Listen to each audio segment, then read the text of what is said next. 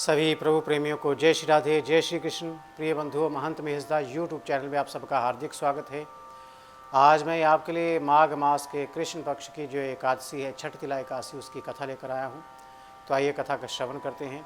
वक्रतुंड महाकाय सूर्यकोटि समप्रभा निर्विघ्नं कुरु मे देव सर्वकार्येषु सर्वदा। ओम नारायणं नमस्कृत्यं नरं चैव नरोत्तमं देवी सरस्वतीं व्यासं ततो जयमुदीरयेत्। प्रिय बंधुओं, माघ मास के कृष्ण पक्ष की इस एकादशी का नाम है छठ तिला एकादशी। इस दिन भगवान विष्णु की पूजा की जाती है और इस दिन काले तिल और श्यामा गौ का दान करने का बहुत महात्म है।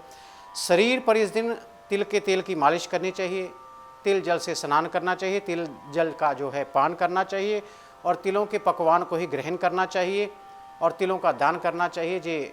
जो 6 प्रकार के दान बताए गए, इन्हीं के कारण इसका नाम है छठ तिला एकादशी।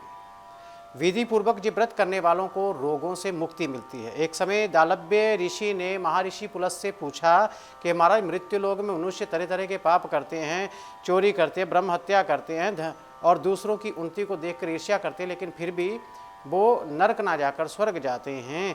फिर भी जो है उनका नरक से उद्धार हो जाता है, अर्थात उन्हें स्वर्ग की प्राप्ति होती है। ऐसा क्यों होता है? वे कौन सा ऐसा पुण्य करते हैं जिनके कारण उनका जो है वो नरक में नहीं जा पाते? तो पुलस्त्य ऋषि कहने लगे कि आपने बड़ा श्रेष्ठ प्रश्न किया है और इस संसार के जीवों का कल्याण होगा इस प्रश्न से। तो ब्रह्मा, विष्णु, रुद्र एवं इंद्र आदि भी इस गुप्त भेद को नहीं जानते, परंतु संसार के भले ही के लिए मैं आपको जो सुनाता हूँ कि माघ मास के लगते ही स्नान आदि के शुद्ध हो, इंद्रियों को वश में करके काम, क्रोध, लोभ, मोह, अहंकार, ईर्ष्या, अभिमान आदि त्याग कर भगवान का स्मरण करना चाहिए।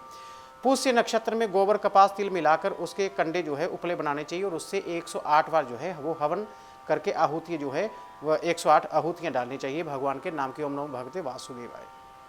उस दिन अगर मूल नक्षत्र हो तो नित्य क्रिया से निवृत्त होकर देवादिदेव भगवान विष्णु की पूजा करके एकादशी का व्रत अवश्य करना चाहिए और रात्रि को जागरण करना चाहिए। और अगले दिन प्रातः भगवान विष्णु की पूजा करके उसे तिल इत्यादि से जो खिचड़ी बनाई जाती है उसका भोग लगाना चाहिए और फिर उसको ग्रहण करना चाहिए और तिलों का दान अवश्य करना चाहिए।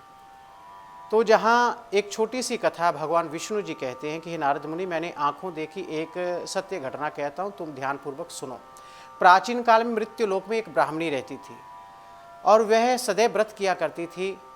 तो एक समय उसने 1 मास तक निरंतर व्रत किया, तो उसने खाया पिया कुछ नहीं, उससे उसका शरीर जो है दुर्लभ हो गया। वे अत्यंत बुद्धिमान थी और फिर भी उसने कभी भी देवताओं के निमित्त ना धन दिया था, ना कोई अन्न का दान दिया था।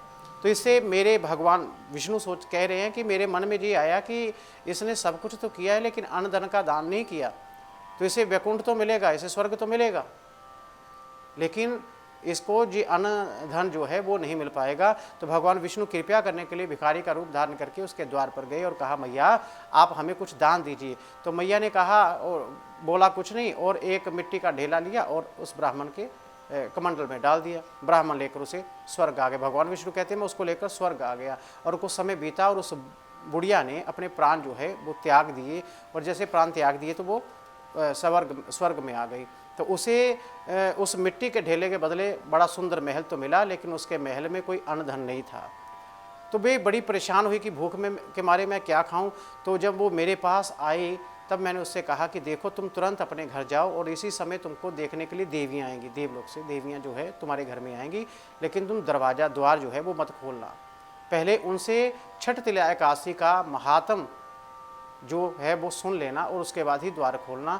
तो बुढ़िया ने वैसा ही किया। देवियाँ देखने के लिए जो है उनके द्वार पर आई, उसके घर पर आई, लेकिन उसने दरवाज़ा नहीं खोला।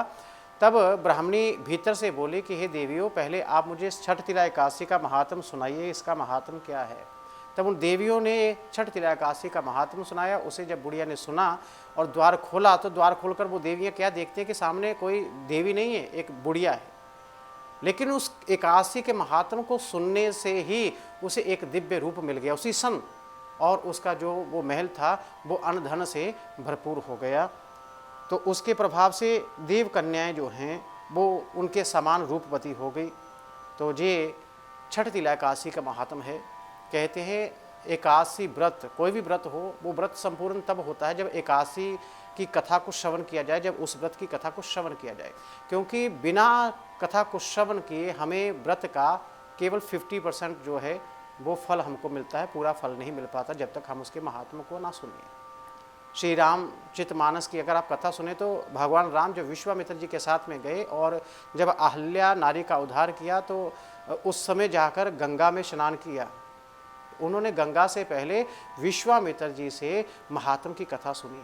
इसलिए महात्म जो है किसी भी व्रत का, उसकी कथा अवश्य सुननी चाहिए, चाहे वो किसी तीर्थ में जाएं आप या कहीं भी जाएं। तो प्रिय बंधु, अगर आपको मेरी वीडियो अच्छी लगे तो इसे लाइक और शेयर जरूर कीजिएगा, और जिन्होंने मेरे चैनल को सब्सक्राइब नहीं किया वो प्लीज़ मेरे चैनल को सब्सक्राइब करके बेल आइकॉन बटन पर क्लिक जरूर करें, ताकि जो मेरी आने वाली धार्मिक वीडियो आपको मिल सके। तो सबको जय श्री राधे, जय श्री कृष्ण।